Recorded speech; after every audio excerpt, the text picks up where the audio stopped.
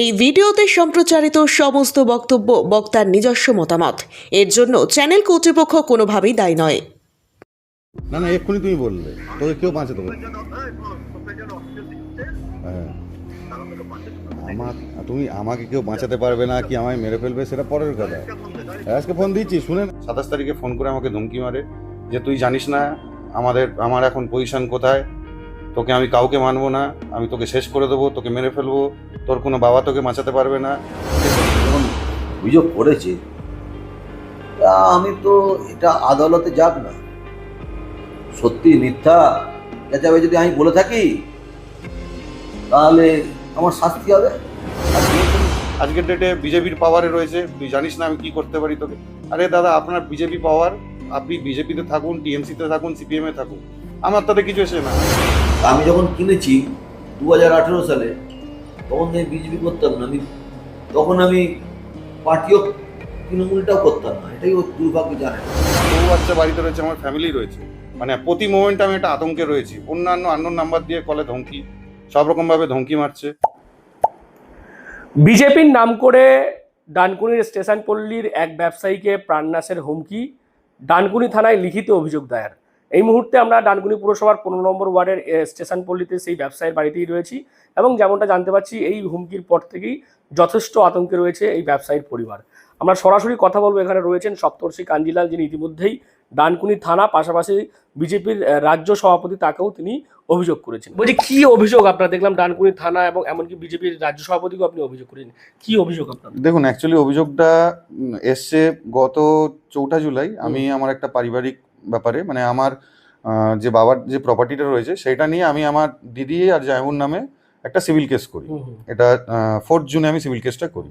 তো সিভিল কেসটা করার পরে আমাকে হঠাৎ 25শে জুন হঠাৎ আমাকে নন্দদা, মানে কৃষ্ণেন্দু মিত্র, উনি হঠাৎ আমায় কল করে বিকেলবেলার দিকে কল করে বলছেন যে না তুই কি কেস করেছিস, এগুলো কেন করেছিস?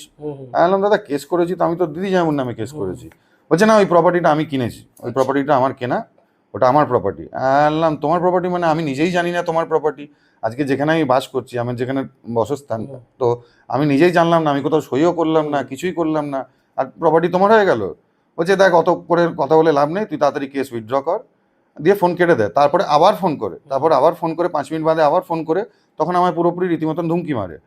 ধমকিটা হচ্ছে যে না তুই এক্ষুনি কেস উইথড্র কর, নাহলে আমি তোকে দেখে নেবো, তোর কোন বাবা আছে তোকে বাঁচাবে, তোর অক্সিজেন যা আছে, তোকে কে অক্সিজেন দিচ্ছে আমি সেটা জানি, সব জানি, আমি তোকে কেউ বাঁচাতে পারবে না করে। তারপরে সেদিনকে আমি ভয়ভীত হয়ে আমি ডানকুনি থানায় সঙ্গে সঙ্গে গিয়ে একটা অভিযোগ করি। এটা হচ্ছে 25 তারিখে। আবার 27 তারিখে সেম আমাকে দুপুরবেলার দিকে কল করে। 27 তারিখে যখন কল করে তখন তার পুরো রণমূর্তি আমি দেখতে পাই। আমাকে ফোন করে সে অখ্যাত ভাষায় গালাগালি প্রথমে, তারপরে আমাকে প্রাণনাশের ধমকি দেয়। আমায় বলে তোকে কেউ বাঁচাতে পারবে না, তোকে আমি মেরে ফেলবো, তোকে শেষ করে ফেলবো, তোকে আমি তুই কতটা খারাপ জিনিস তুই জানিস না, আমি কতটা খারাপ লোক। এখন তৃণমূলের জামানার নয়, এখন বিজেপি পাওয়ারে এসছে, আর আমি কোন পজিশনে আছি তোর আইডিয়া অবধি নেই, আমি তোকে শেষ করে ফেলবো, এই সব ধমকি দেয়। তারপরে আমাকে বলে যে না তোর এক্ষুনি তুই কেস উইথড্র কর, না হলে তোকে কিন্তু আমি শেষ করে ফেলবো। আমি সঙ্গে সঙ্গে সেটা নিয়েও আমি ডানকুনি থানায় ডায়েরি করি। ওই ডায়েরিটা করার পর থেকে উনি আর আমায় ফোন করেননি। তারপর কি হচ্ছে, উনি আমায় ফোনও করেনি, কিছুই করেনি। ওনার লোক এসে, রাজেশ বলে ওনার কাছেই কাজ করে, রাজেশ বলে একটা ছেলে আছে, সে এসে আমার বউ বাচ্চা বাড়ির থেকে, আমি আপনাকে এটা সিসিটিভি ক্লিপিংও দিয়ে দেবো, আমার বাড়ির সিসিটিভিতেই রেকর্ড রয়েছে, আমার বউ বাচ্চা বাড়ির থেকে বেরোচ্ছে, ওই রাজেশ বলে ছেলেটা এসে ফোনে আমার বাড়ির সামনে এসে আমার বউ বাচ্চাকে ধমকি দিচ্ছে যে না তোমার এক্ষুনি কেস উইথড্র করো, নাহলে তোমাকে মেরে ফেলবো, তোমার বরকে মেরে ফেলবো। চাপ মানে রীতিমতন চাপ দিচ্ছে, ধমকি দিচ্ছে, প্রাণনাশের ধমকি দিচ্ছে। লাস্টে বাধ্য হয়ে আমি বিজেপি স্টেট প্রেসিডেন্টের কাছে কমপ্লেন করতে বাধ্য হই। কেন কি দেখুন, আমি থানায় কমপ্লেন করার পরে উনি আর আমায় ফোন করেননি, কিন্তু আবার যখন উনি করেননি, উনি অন্যজনকে দিয়ে ধমকি মারাচ্ছে। আমার বউ আমার বাচ্চাকে নিয়ে, ছোট বাচ্চাকে নিয়ে স্কুলে যাচ্ছে, তখন ওই রাজেশ বলে যে সে মানে মোটরসাইকেলে করে এসে 2-3জন মোটরসাইকেলে করে এসে রাস্তায় দাঁড় করিয়ে আমার বউকে ধামকা দিচ্ছে, গালিগালাজ করছে। এইগুলো তো দেখুন, এগুলো সামাজিক তো একটা মানে অসামাজিক ব্যাপার না এগুলো। এবার করে তারপরে লাস্টে আমি বিজেপিতে কমপ্লেন করার পরে এখনো দেখি কি হয়, কি সুরা কি পাওয়া যায়। বিজেপির স্টেট প্রেসিডেন্টকে আপনি অভিযোগ করলেন, মানে এই যে কৃষ্ণেন্দু মিত্র, উনি কি বিজেপি নেতা? দেখুন, উনি বিজেপি নেতা কি টিএমসি নেতা আমি সেটা জানি না, কারণ আমি এই পলিটিক্স লাইন থেকে আমি দূরেই থাকি। আমি নিজের মতো নিজে ব্যবসা করি, আমি ব্যবসা করে খাই, বাস আমার এইটুকুই রুটিন। আমি ডেলি সকালবেলা বেরোলাম, আমার নিজের কাজ করলাম, আমি নিজের কাজ করে আমি আমার বউ বাচ্চাকে নিয়ে রাত্রে আমার রুটিন, এইটাই রুটিন আমার। কে বিজেপিতে রয়েছে, কে টিএমসিতে রয়েছে, আমি দেখুন আমার ওটা নলেজও নেই, আমি জানিও না। কিন্তু আপনি তো এই ওয়ার্ডে দীর্ঘদিন রয়েছেন। এই ওয়ার্ডে আমি যখন মানে এটা একটা জানি যে আগে টিএমসির কাউন্সিলর ছিল, উনি নিজেই আজকে যে বাড়িটা নিয়ে উনি বলছেন উনি কিনেছেন, উনি তো আমার কাছে সব কাগজই রয়েছে। উনি আমার নিজে, আমি আপনাকে কাগজগুলো শেয়ার করে দিচ্ছি, উনি নিজেই আমাকে সার্টিফাই করে দিয়েছেন যে আমি এখানেই থাকি, এই বাড়িতেই থাকি। আমি এই রিসেন্টও আমাকে ওনার যতদিন উনি কাউন্সিলর ছিলেন ততদিন উনি দিয়েছেন। তারপরে আমার দরকার ছিল, আমার ওই অ্যাওয়ার্ডের জন্য আমার একটা পিসিসি দরকার ছিল, আমার তখন যে কাউন্সিলর ছিল আপনার কল্লোল ব্যানার্জি, সেও আমাকে দিয়েছে যে আমি এই ওয়ার্ডেই থাকি, আমি এই বাড়িতেই থাকি, সেও সার্টিফাই করেছে। এখন হঠাৎ করে যদি সে বলে যে না আমি এই প্রপার্টিটা কিনেছি, আর তাও কেউ জানেই না কবে প্রপার্টি কিনলো, কিনে যদি সে আমাকে এখন ধুমকি মারে, আর রীতিমতন তো আমাকে ডাইরেক্ট বলে দিচ্ছে যে এখন টিএমসির জামানা নয়, এখন বিজেপি পাওয়ারে আছে, আর আমি কোন জায়গায় আছি তুই জানিস না, আমি তোকে শেষ করে ফেলবো। আমি লাস্ট একটাই কথা বলতে চাই, দেখুন আমি সারাদিন ঘুরে মানে কাজ করে বেড়াই, আমার নিজের ব্যবসাপাতির জন্য আমার বাইরেও যেতে হয়। আজকের ডেটে আমি একদম ওপেন মিডিয়াতেই বলে দিচ্ছি, আজকের ডেটে যদি আমার কোনো অঘটন ঘটে বা আমার বউ বাচ্চার যদি কোনো ক্ষয়ক্ষতি হয়, সেটার জন্য পুরোপুরি দায় থাকবে এই নন্দদা মানে কৃষ্ণেন্দু মিত্র। আপনার বিরুদ্ধে ডানকুনি থানায় লিখিত অভিযোগ দায়ের করেছে আপনারই 15 নম্বর ওয়ার্ডের সপ্তর্ষি কাঞ্জিলাল বলে এক ব্যক্তি। তিনি অভিযোগ করছেন যে তাকে আপনি ফোন করে প্রাণনাশের হুমকি দিয়েছেন এবং তারা একটা আতঙ্কের মধ্যে রয়েছেন। মানে কিভাবে দেখছেন বিষয়টা, আপনার বিরুদ্ধে যে অভিযোগটা উঠছে? দেখুন, উনি যখন অভিযোগ করেছে, তা আমি তো এটা আদালতে যাক না, সত্যি মিথ্যা যাচাই যদি আমি বলে থাকি তাহলে আমার শাস্তি হবে, আর যদি না বলে থাকি, মিথ্যা বলে থাকে, তার শাস্তি আদালত দেবে। আমি তো কারোর অভিযোগের এখানে উত্তর দিতে বসে নেই, আমি তো একজন আইন আদালত বুঝি। আর আমি আইন আদালত একটা জিনিস শুনলাম, ওনার বাড়ির লোককে এখন কী সব বলেছি, যাই হোক, ওনার এটাই কালচার, ওটা প্রমাণ করবে উনি। এর জন্য আমি শ্রীরামপুর, চুজরো কোর্ট, হাইকোর্ট, সুপ্রিম কোর্ট, যেখানে যাতায়াতে যাব, আমি দেখব কত দৌড় আছে মিথ্যে কথা বলার। মানে আপনি এই যে বিজেপির নাম করে হুমকি দিয়েছেন, এটা কি অস্বীকার করছেন? আরে দাদা, আমি বিজেপির নাম করে কেন হুমকি দিতে যাব? আরে বাবা, ও তো মিথ্যে কথা বলছে। এটা কি দেখছেন আপনি? এটা কার জমি? ওর দিদি যায়, ও কাকে বেচছে? ওর দিদি যেমন ওই জমিটা কিনেছে ক সালে বলুন আপনি? 9 সালে। কে বেচেছে? ওর বাবা মা। আর আমি কিনেছি 18 সালে। এবং পূর্বতন যে কাউন্সিলর ছিল তিনি আমায় ডেকেছিলেন, তার অফিসে বসে আরো অনেকে ছিল, উনি বলেছিলেন তো যে 2022 সালে কি 23 কি 24 সালে মনে নেই সালটা, 23 সালে অক্টোবর মাসে রেজিস্ট্রি করে নেবে। উনি আমার কাছে দীর্ঘদিন বলেছেন, উনি যা বলেছেন আমি জমির দলিল দেখিয়ে দিচ্ছি, সব দেখিয়ে দিচ্ছি। এরপরে যা এটা আইনি ব্যবস্থা, আমি প্রদীপ তরাদার এখানে আমার স্বনামধন্য উকিল, উনি এই রেজিস্ট্রি করিয়েছেন। সুতরাং আমি সমস্ত আইনি ব্যাপারটা প্রদীপ তরাদার উপরই ছেড়ে দিয়েছি। আগামী দিন প্রদীপ তরাদার যদি আমার বেআইনি কেনা থাকে, জমি ওর হবে, আর যদি কেনা না থাকে সেটা হবে। আর বাদ বাকিটা কী করবো সেটা আইন আদালত বুঝবে, সময় উঠতে পারবে। দেখুন, আন্ডার জুরিডিকশন, এর বেশি কিছু বলার মতো আমার নেই। আপনি বিজেপি করেন কিনা সেটা নিয়েও সংশয় বলছেন যে আপনাকে তৃণমূল কাউন্সিলর হিসেবে জানতেন, তারপরে হঠাৎ করে আপনি বিজেপির নাম করে যখন ফোন করছেন, উনি কি বললেন না বললেন? রাজ্য সভাপতিকেও উনি অভিযোগ করেছেন। না, উনি রাজ্য সভাপতিকে অভিযোগ করলে খুশি হব আমি, আমার কোনো অসুবিধা নেই, আমার এক ফোঁটা অসুবিধা নেই। উনি রাজ্য সভাপতিকে অভিযোগ করুন, উনি সিএমকে দিন, উনি সব। আরে যাকেই অভিযোগ করবে তো কাগজ কথা বলে, তো কাগজের বাইরে কিছু। আপনি ছবিটা তুলছেন না কেন? দেখুন না, এ দেখুন দলিলটা কার নামে, পার্থ ব্যানার্জি কাকে বেচছে দেখতে পাচ্ছেন? হ্যাঁ, আমি পার্থ ব্যানার্জি থেকে কিনেছি। কবে কিনেছি? 2018 সালে। আর পার্থ ব্যানার্জিকে কে বেচেছে? পার্থ ব্যানার্জি, ঝুমকা ব্যানার্জি, দিদি ভগ্নিপথ। কে বেচেছে? প্রকাশ কুমার কাঞ্জিলাল, যিনি অভিযোগ করেছেন তার বাবা, আর তার মা হচ্ছে অনামিকা কাঞ্জিলাল। বেচে না? ক সালে বেচেছে? 2009 সালে। কোন ব্যাংকের লোন হয়েছিল? দেনা ব্যাংকের। দুটো চেক হয়েছে, দুটো চেক, একটা অনামিকা কাঞ্জিলালের 10 লাখ টাকা, আর বাদ বাকি টাকা পেয়েছিলেন প্রকাশ কাঞ্জিলাল, তাই না? আপনাকে দেখালাম তো। যদি আপনার জমি হয় তাহলে আপনার জমিতেই এইরকম ভাবে বসে করছে। হ্যাঁ, উনি অ্যাকচুয়ালি 2 তারিখ থেকে 2টা মে থেকে আমি অসুস্থ ছিলাম, এবং দেখুন আমি অসুস্থ ছিলাম, আমার বাড়িতে ওনার ছেলেটা পৈতে না কি ছিল, একটা কার্ড দিয়ে গেছে, তো প্যান্ডেল সেই সুযোগেও দেখুন আমি মানবিক দিক দিয়ে একটা বাচ্চা পৈতে হবে, ঠিক আছে, আমি এই মানসিকতা তো ভাবি, ও তার মধ্যে এই সমস্ত অসভ্যতা করেছে। তো ভালো ছেলে, খুব ভালো ছেলে, আদালত প্রমাণ দেবে আমি ভুল নাও ভুল, নয় ওর দিদি যাও ভুল, আর নাহলে আমি ভুল, আর আমি ভুল হলে আমার উকিল ভুল, প্রদীপ তরফদার। আমি যখন কিনেছি 2018 সালে, তখন আমি বিজেপি করতাম না, তখন আমি পার্টিও তৃণমূলটাও করতাম না, এটাই ও দুর্ভাগ্য জানে না, এটাও জানে না।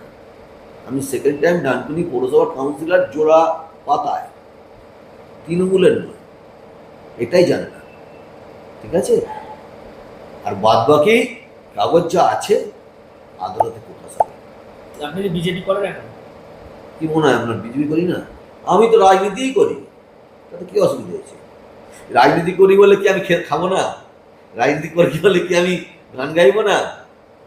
এতে রাজনীতির সরকার, আমি বিজেপির এতে তো ইনভলভমেন্ট নেই তো।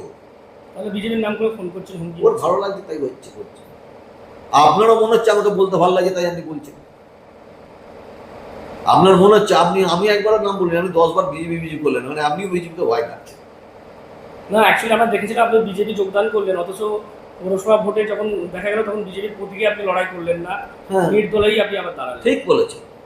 শুনুন, আমি তো সেই বিজেপিটা করিনি, আমি তো শ্যামাপ্রসাদ মুখার্জি আর আপনার দিনদলের, আমি সিপিএম এর হাত ধরে, তৃণমূলের হাত ধরে তার ছবি তুলিনি, আমি আজও তুলি না, বুঝলেন না?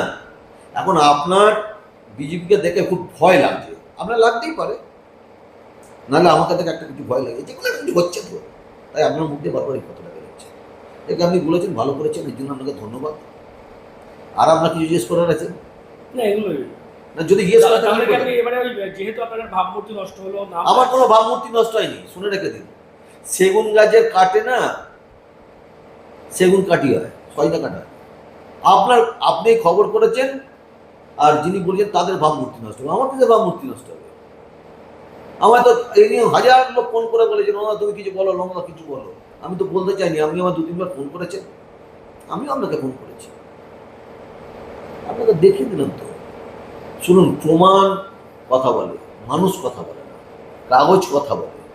আপনি তো কাগজ দেখে ফেলেছেন, দলিল দেখেছেন, ওর মায়ের বাবার, মানে অনামিকা কাঞ্জিলাল ননীগোপাল মুখার্জি থেকে কিনেছিল, সে দলিল আমাকে দেখেছি, পেয়েছেন?